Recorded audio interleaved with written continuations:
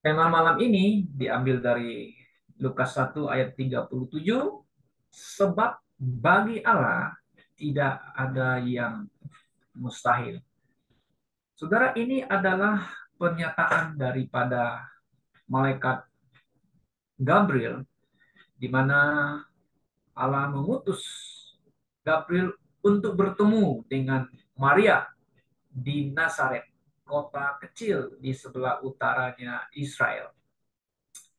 Dia menyampaikan berita sukacita yang ajaib ya kepada Maria, di mana Maria adalah perempuan yang berkenan kepada Allah dan dialah yang akan melahirkan ya, putra Allah namanya Yesus, sang juru selamat manusia. Tentu hal ini membuat Maria kaget ya, bagaimana hal ini bisa terjadi. Dia berkata kepada malaikat ya, sedangkan saya belum istilahnya pakai mengenal laki-laki, itu bahasa yang sangat sopan, halus. Kalau saya belum uh, bersetubuh ya dengan suami begitu ya, nggak mungkin bisa hal ini terjadi menurut uh, manusia, pandangan manusia. Maka itu Gabriel mengatakan bahwa kuasa Roh Kudus akan turun ke atasmu dan yang suci itu. Nah, ini bahasa King James, yang suci itu the holy things ya. Kalau TB pakai anak suci ya, nah, holy thing itu kamu kandung itu adalah the Son of God ya, yang maha tinggi, ada anak Allah yang maha tinggi. Sebab ya kan kata malaikat, bagi Allah tidak ada yang mustahil. Nah, saudara-saudara yang saya kasih dalam Tuhan Yesus Kristus, ya. Nah, orang-orang Kristen kan, kita ada orang yang percaya ya kepada Allah yang hidup ya, harus pakai hidup dan yang benar. Nah, Allah yang hidup yang benar ini adalah Allah yang menyatakan dirinya ya kepada Musa kan, pada waktu di Semak itu, bahwa dia adalah Allahnya nenek moyang Israel itu, nenek moyangnya orang Yahudi, yaitu Allahnya Abraham, Ishak, dan Yakub. Ada Allah yang berkuasa. Bahkan Musa bertanya, namamu siapa? Kalau Allah mengutus saya, ya, namaku I am that I am. Itu adalah Tuhan, Yehova. Nah, jadi Allah yang berdaulat, Allah yang maha kuasa. Jadi bagi Allah kan tidak ada yang mustahil.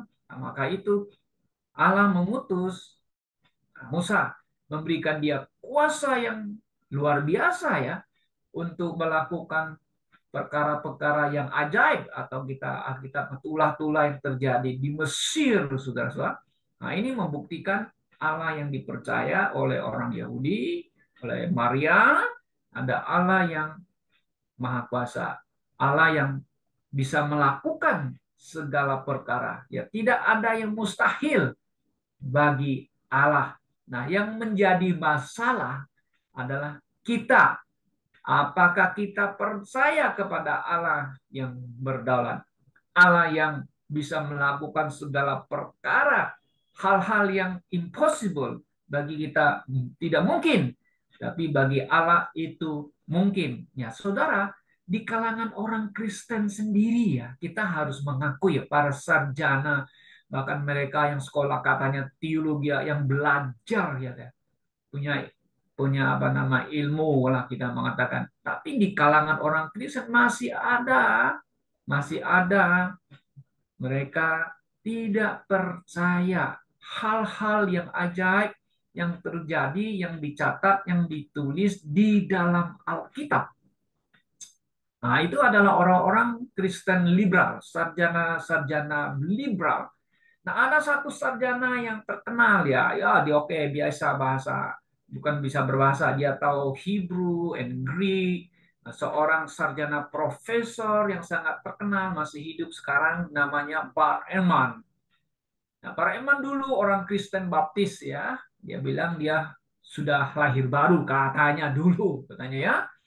Tapi setelah dia belajar-belajar, katanya kenapa di Alkitab itu banyak yang tidak sinkron. tidak ada, atau banyak yang ada salah katanya. Ya, dia coba baca perkamen-perkamen atau tulisan-tulisan katanya, pergi ke Eropa. Wah, banyak yang tidak cocok katanya ya. Mbak Eman. Makanya kemudian dia buat satu buku yang menggemparkan kekristenan. Kalau tidak salah tuh tahun 80-an. Saya masih ada di Singapura waktu itu ya. Namanya bukunya Misquoting Jesus. Wah, ini menggemparkan orang Kristen di seluruh dunia ya. Salah mengutip Yesus, istilahnya bahasa kalau terjemahkan Indonesia. Ya, menurut dia katanya apa? Apa yang tertulis di Alkitab katanya sebenarnya itu God's problem. Dia menuduh itu God's problem, ya, masalahnya Allah. Dia menuduh Allah yang merencanakan semua, termasuk kejatuhan manusia dalam dosa, ya, malapetaka dan sebagainya. Itu God's problem. Wow, saudara-saudara, akhirnya dia itu menjadi orang yang apatis atau skeptis. Kemudian dia juga dikategorikan seorang yang sudah tidak percaya Alkitab adalah firman Tuhan, ya, sama sekali dia tidak percaya lagi. Ya, ini adalah gereja-gereja Kristen liberal. Memang para sarjana-sarjana liberal seperti yang terkenal Bultmann, yang dia Jerman, Karl Barth, itu orang teolog-teolog pintar loh, sudah. Very smart people. Tapi mereka mengatakan Bible contain the word of God. Mereka tidak mengaku Bible is the word of God. Nah, saudara perhatikan kalimatnya ya. Alkitab berisi firman Tuhan. Tidak percaya Alkitab adalah firman Tuhan. Nah, ini gereja liberal, saudara. Banyak orang yang tidak percaya mujizat-mujizat di dalam Alkitab yang terjadi. Bahkan mereka tidak percaya the virgin's birth of Christ, seperti yang saya katakan kemarin, dan tidak percaya gitu loh. Yesus manusia, dia he has a sin, dia ada dosa katanya, kata mereka, karena dia tidak percaya the virgin's birth of Christ. Banyak lagi orang-orang liberal tidak percaya tanda-tanda ajaib yang terjadi yang dicatat, seperti orang Israel menyeberang Laut Merah. Ya, saudara pernah dengar mereka bilang, oh ya, mereka menyeberang itu kan lautnya kan sedongkol. Nah, bahasa orang Jakarta sedongkol gitu loh. Menyeberang bisa lah katanya. Tapi mereka lupa melihat, kok itu tentara keretanya orang Mesir itu kok bisa tenggelam ya? Sedengkul bisa tenggelam nggak? Nggak bisa tenggelam sedengkul. Masih bisa berdiri kan? Anda bisa melihat banyak hal. Seperti lagi catatan mengenai orang Israel keliling di padang gurun kok bisa dipelihara Tuhan, bisa hidup gitu. Kan apa, ini hal-hal yang ajaib yang Tuhan bikin. Kok bisa masih ada air gitu ya? Di padang gurun mana ada sungai, mana ada air gitu, saudara. Ya kan? Tapi Tuhan bisa buat air keluar dari batu karang. Kan luar biasa kan?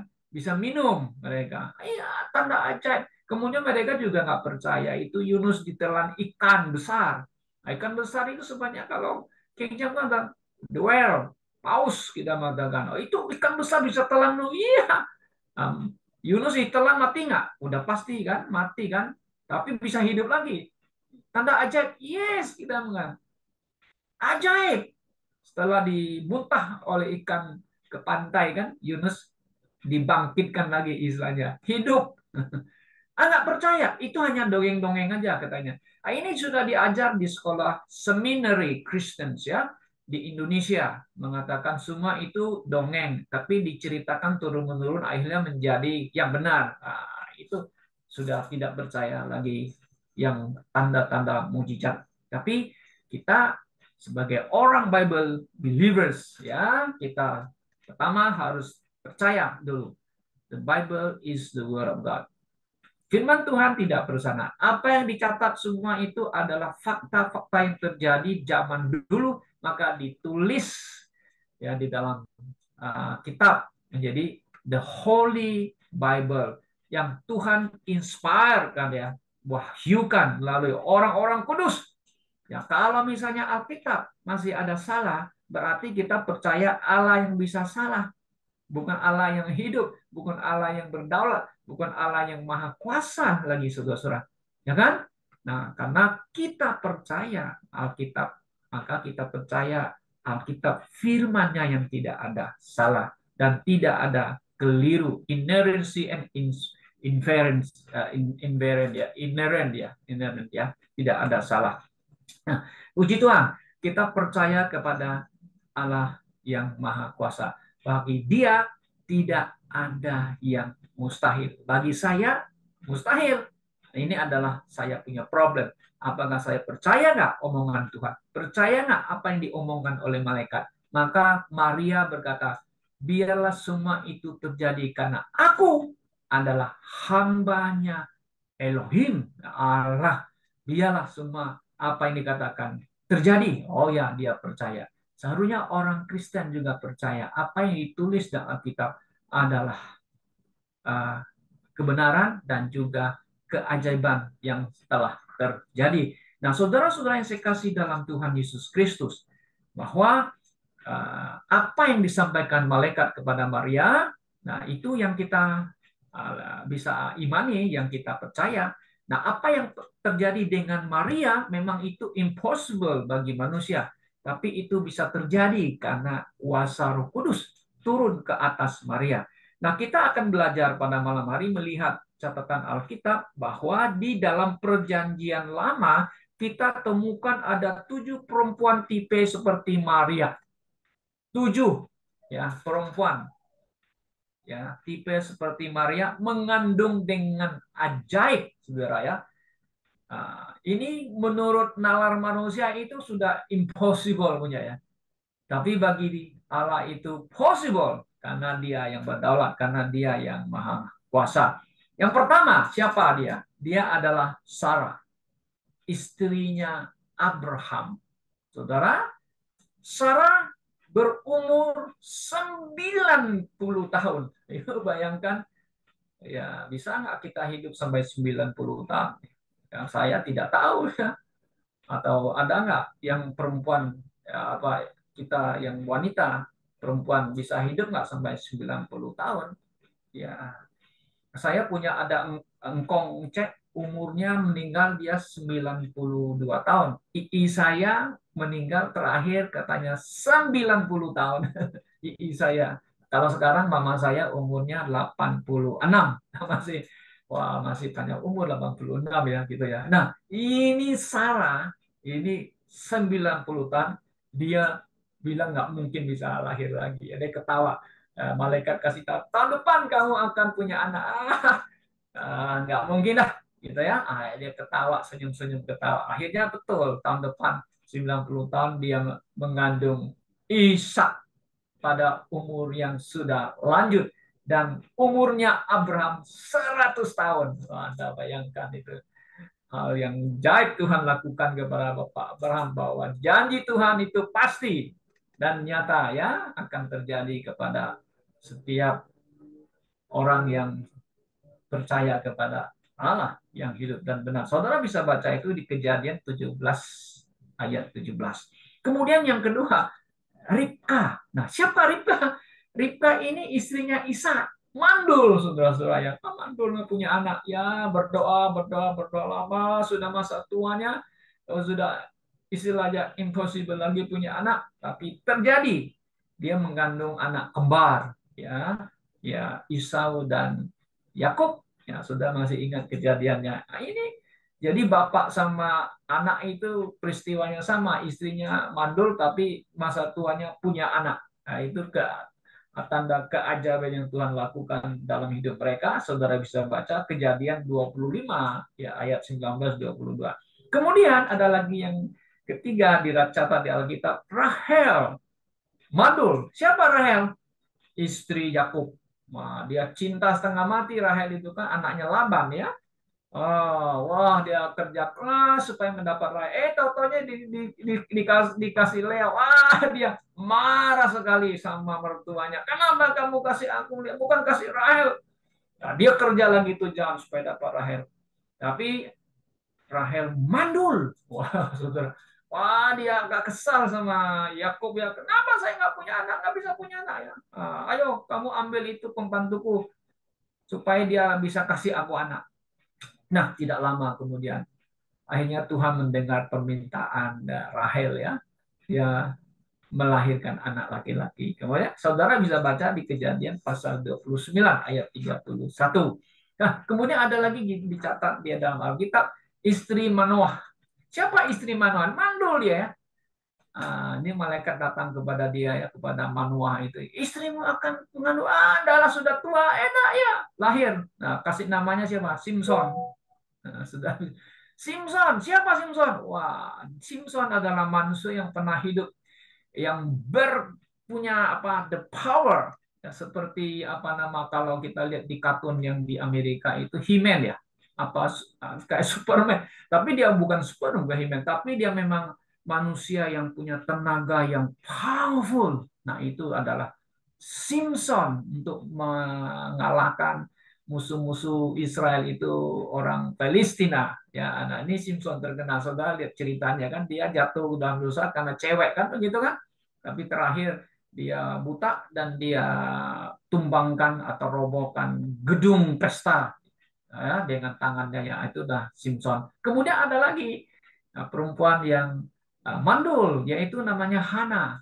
Nah, Hana mandul, nggak punya anak. Wah, dia pergi ke bait suci, bukan bait suci maksudnya, tabernakel atau kemah suci di Silo. Ya, dia berdoa berdoa menangis, Tuhan, jika Tuhan kasih aku anak laki-laki, aku kembalikan kepada Tuhan biar melayani Tuhan. Nah, dia siapa anak? Mamanya Samuel, dan Samuel kemudian diangkat menjadi uh, nabi ya, Nabi Samuel yang sangat terkenal. Kemudian ada lagi yang keenam, saudara-saudara, yaitu perempuan Sunem. Nah, orang kaya yang mandul. Nah, ini Elia selalu melewati daerah apa yang di sebelah utara itu ya, mampir di rumah perempuan ini atau suaminya ya. Nah, sana tapi dilayani oleh perempuan Sunem ini, dikasih makan ya Elia. Kemudian dia lihat, wah ini Elia ini abdinya Allah, itu hambanya Tuhan. Dia kasih tempat, dia bikin namanya satu kamar kecil untuk Elia tinggal. Kalau dia mau kemana-mana, dia bisa mampir di situ, bisa nginep situ, bisa tinggal di situ.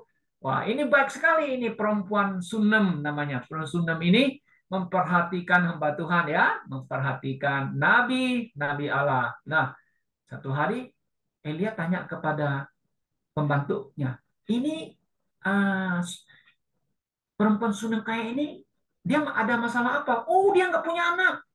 Langsung dia doain. Nah, Nabi Elia berdoa kepada Tuhan supaya kasih ini perempuan Sunem ini seorang putra. Betul.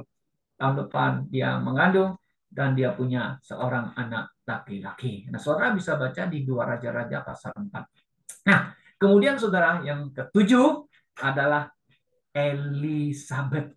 Nah, siapa Elizabeth? Ini nama terkenal sekali, orang banyak sekali memakai nama, kalau perempuan itu pakai ini nama Elizabeth, kan? Elizabeth istrinya Zakaria. Nah, Zakaria itu adalah imam, gitu ya. Seorang imam, mereka hidup begitu setia, hidup berdoa kepada Tuhan, yang melayani Tuhan, ya kan? Nah, giliran ini Zakaria itu pergi ke Yerusalem untuk mengadakan ritual keimamannya, ya, langsung bukan langsung, maksudnya di bait suci. Kemudian Gabriel, malaikat Gabriel, menampakkan diri kepada Zakaria. Dia mengatakan, istrimu akan mengandung. Mana mungkin, sudah tua, sudah istilahnya bahasa sari, sudah layu, ya, sudah tua, nggak mungkin lah. Kamu nggak percaya ngomong kamu ya. Nah, kamu tidak akan bisu sampai anakmu nanti lahir. Betul. Setelah waktu dia selesai mengadakan ritual agama ya, hukum Taurat, dia keluar, dia bisu. Orang semua heran, kenapa ini Zakaria? Pasti ada menampakkan visi. Oh iya betul, menampakkan visi di dalamnya. Dia nggak bisa ngomong. Nah, betul, itu Elizabeth mengandung pada masa tuanya. Nah, saudara-saudara yang saya kasih dalam Tuhan Yesus Kristus. Jadi kita lihat bahwa pernyataan malaikat itu ayat yang 37 tuh, for with God nothing shall be impossible. Ya, Indonesia, sebab bagi Allah tidak ada yang mustahil. Saudara, kita lihat belajar dari sini ya, bahwa sekalipun wanita, perempuan, saya maksudnya ya, Hawa adalah yang pertama yang tertipu oleh iblis, yang melanggar perintah Tuhan, dia yang jatuh dulu ke dalam dosa, dan memang Tuhan menghukum Hawa dengan sakit waktu melahir dan sebagainya, dan tunduk kepada suaminya. Tapi melalui perempuan juga Tuhan pakai, datanglah sang juru selamat. Makanya kalau saudara lihat di Kejadian 3:15, benih perempuan yang akan meremukkan kepala ular itu. Nah, itu adalah prophetic ya, artinya nubuatan yang menyatakan akan datang sang juru selamat, penebus itu yang akan menghancurkan si iblis. Nah, saudara-saudara, wanita atau perempuan selalu dianggap remeh oleh laki-laki kan? Nah, mereka selalu dijadikan budak seks, mereka selalu dijadikan perempuan yang melayani, hanya bekerja di rumah, ada melahirkan anak, membesarkan anak. Mereka tidak dikasih job-job atau pelayanan seperti laki-laki. Ya, betul, saudara ya.